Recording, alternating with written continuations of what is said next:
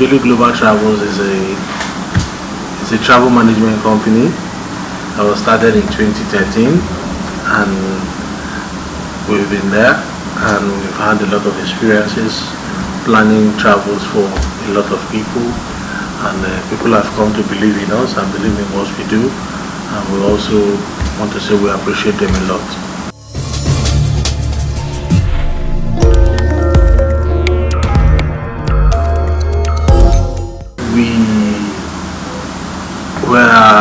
We do visa and immigration, we do flight ticketing, we offer documentation services, like maybe we want to do notarize the documents. We have also the foreign affairs and embassy legalization on documents that you intend to use for immigration purposes outside of your home country. So, and because we've had people come from far and wide, send documents to us from outside the country to legalize with their home country embassies here for use where they have immigrated to. So, and we have a lot of partnerships, a lot of both domestic and foreign partnerships that enables us to carry out wide range of services, because we actually also do foreign education consultancy. We recruit worldwide. Yes, we are silver certified, and gold is the last level, so we'll get there. So, and we also have partnerships with insurance companies that we basically issue insurance from any of our locations within the country, direct, instant, and a lot of other services that are ancillary, in the sense that we have partners that we provide on their behalf, but the partnership is such that you can walk into our office and you still get the same service that you would have gotten directly if we were working with the partner itself. So that's it for us. Currently we have one major branch which is in Abuja. We have franchises. We have people come and say, okay, I want to use your business name, I want to work. Then we have the franchise arrangement. We also have agency arrangements. So, and it's been okay, because we have had situations where we needed to reach out into the market and try as much as we can to interface with our clients. Now, the business of travel is a business of trust. So people still want to deal directly with the headquarters, and for that, even if you is a referral client, we still give you whatever commission that is agreed in your referral, in your agency contract, or even your franchise contract. So whatever it is, even the client decides to deal with the office directly, fine and good. So in that instance, we've had people come from the US, the UK, all over the world, like Dubai, everywhere, send documents, deal with these issues, because some of those visas or even flight ticketing can be done online and be sent via email to the client. So you don't need to have face-to-face contact. So we have created so much integrity in the business that people trust us without even seeing what our office looks like. Okay, and deal with us. So, and first of all, I also want to say big thank you to Google.com. Google had to send someone to visit our office to actually make sure we do exist, because of the traffic that we're running and our ranking in Google, and it was really a boost for us, because it really said what kind of people we are and the kind of integrity we run the business with. So that really helped us to create a data bank for registered travel agents. So that in itself has helped regulation, but regulators are now taking the association seriously and also taking the travel industry seriously. So because it's a huge industry that can and is still employing a lot of people. It's filling the void for tourism in Nigeria, because Nigeria is not yet there when it comes to tourism. So the travel industry is still filling the void for tourism in Nigeria. We're still bringing people, we're still taking people out, we're still moving people around, whether inbound or outbound. We're still there, trying to fill the void for tourism. So I'm sure when tourism also picks up, the two industry will meet itself, and everybody will grow. The hospitality will grow naturally, because people will need to stay in hotels, in resorts, and whatever facilities they find available. And a lot of businesses will grow, ancillary businesses that are really attached to these industries. People attached to these industries will really grow, because at the end of the day, if you can take home something to feed your family, that will be enough, and everybody will go home happy. We'll have a happy country, and the people will keep smiling.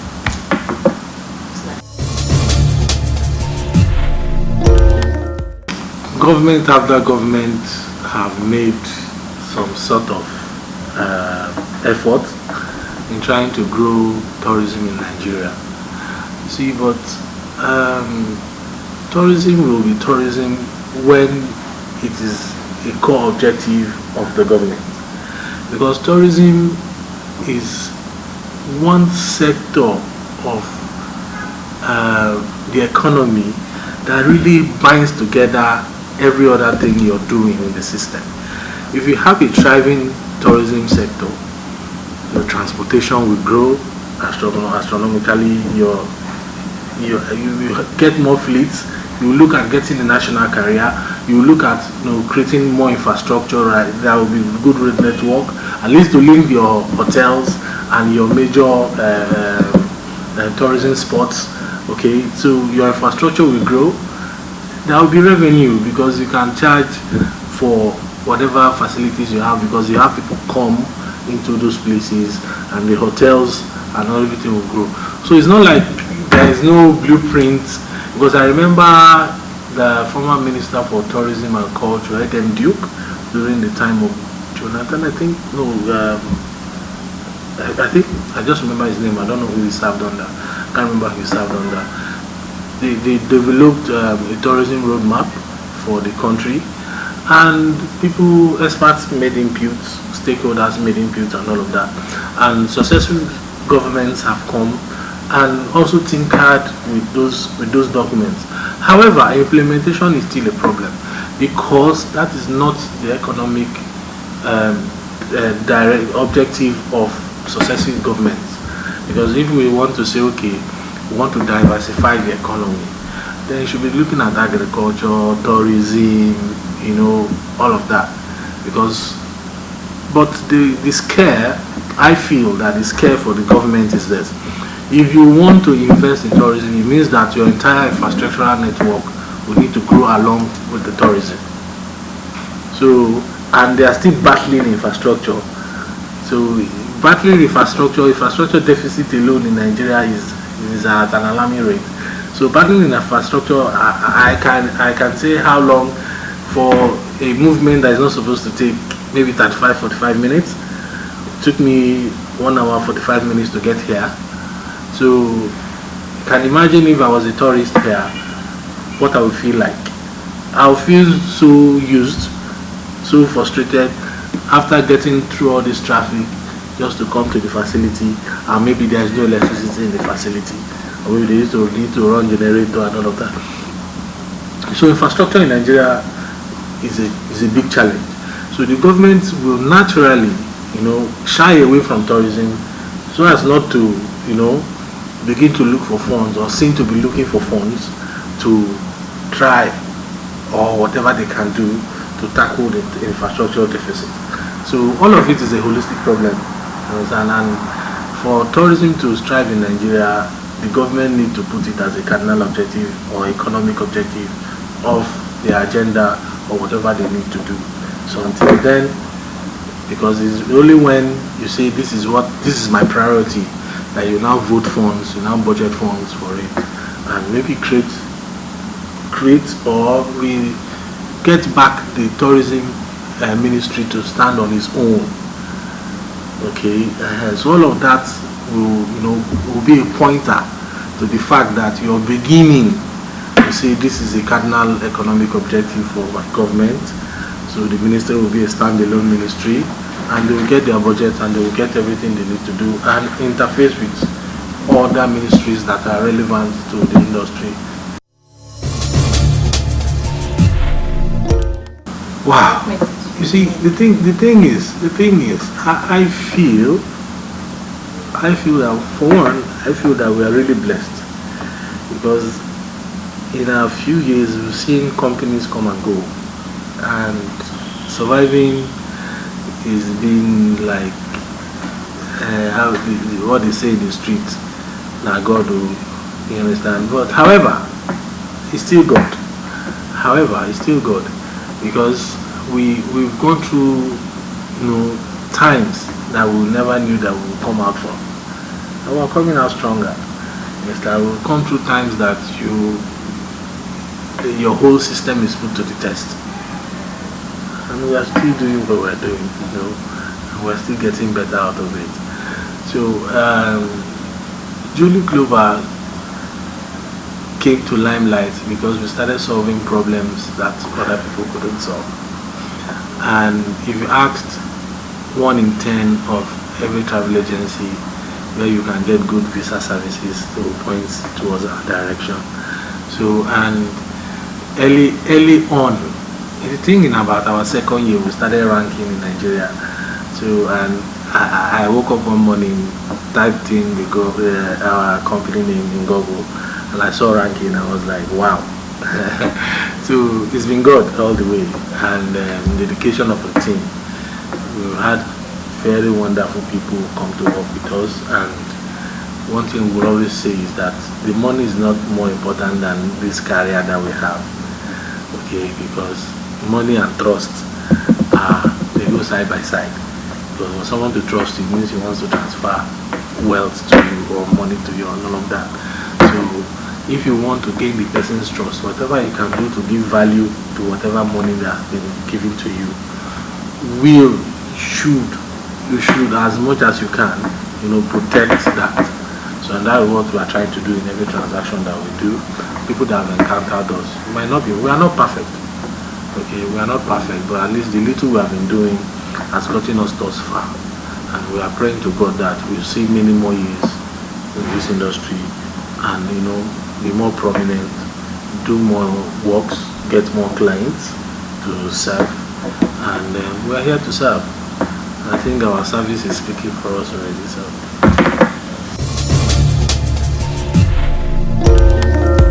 Joile Global Travels and Tours Limited is growing.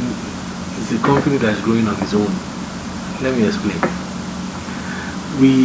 When we started out, we didn't know that somebody will wake up one morning and say, okay, I want to use your company name and run a franchise. Okay, so but having gotten to that point, we are building a brand now. Okay, we are building a brand such that if you see our logo somewhere, you immediately attach, there will be a sentimental value to it. Okay, to have, as the accountants will say, to have an asset value. Okay, now we are saying that let's continue on this path, but let's also see how we can diversify, and we're also proud to say at this point that it has given birth to another company called Joile Homes Limited. It's a travel accommodation company that can provide you travel accommodation all over the world. So because what we found out was that lumping the entire services under Joile Global Travels was really hampering our services. So we needed to create another outlet and channel all that worries to a new company with a new staff system that can manage it.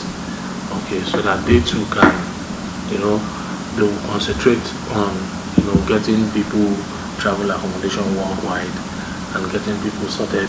So that Joile Homes Limited basically does travel accommodation, hotels, resorts, student accommodation, all over the world, like, and if you are an immigrant, for instance, and you can't sort out accommodation issues, we can help you, get accommodation. For instance, let me give you an instance. You cannot get an accommodation in the US with the tourist visa. Okay, but if you let us know that you're going to stay for more than, for say a month, because you can get a hotel accommodation for a month, but it will cost you more to have that kind of accommodation. For instance, if you want to travel with your family, you cannot book, maybe you have maybe 4 kids or 5 kids. If you book 3 rooms or 4 rooms for 1 month, by the time you come back a poor man. Okay, so we're saying that we can get you a 1-bedroom or a 2-bedroom apartment for say between $1,500 to $2,000, which will be far cheaper than what you would have paid if you're staying in a hotel with that amount of family for that 30 days. So we can get you accommodation incremental value 30, 90, and 180, which is 6 months max. Okay, so it depends. So if you're a student, you can sort out your student limited.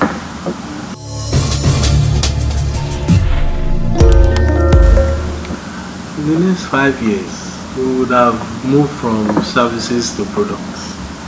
That's our vision, and that is one of the reasons why we are having this conversation. Because now we have Joile Global Travels, and it has given birth to Joile Homes. Okay, so we want to see how, instead of putting all the pool in services, we can begin to have products, maybe travel products, maybe whatever kind of products. We are still in the formation stages and deciding what will best suit the entire vision. Okay, well, I think when we decide that, when we are ready with it, but just know that we are trying to add products to the services that we're already rendering. So that's where we are looking at in the next 5 years. Wow, first of all, I want to thank Side Business Africa and for having me, and I'm really grateful because the spotlight is on the company we started like 6 years ago, and we started out in the streets, trying to put things together. It's actually a family company, so we started out, and so far so good. We are here now, and I want to thank everybody that have been really supportive. Our parent association, our affiliations, our partners, our clients, and everybody that has believed in us thus far. We'll keep doing our best, and we'll keep doing those things that you trust us for.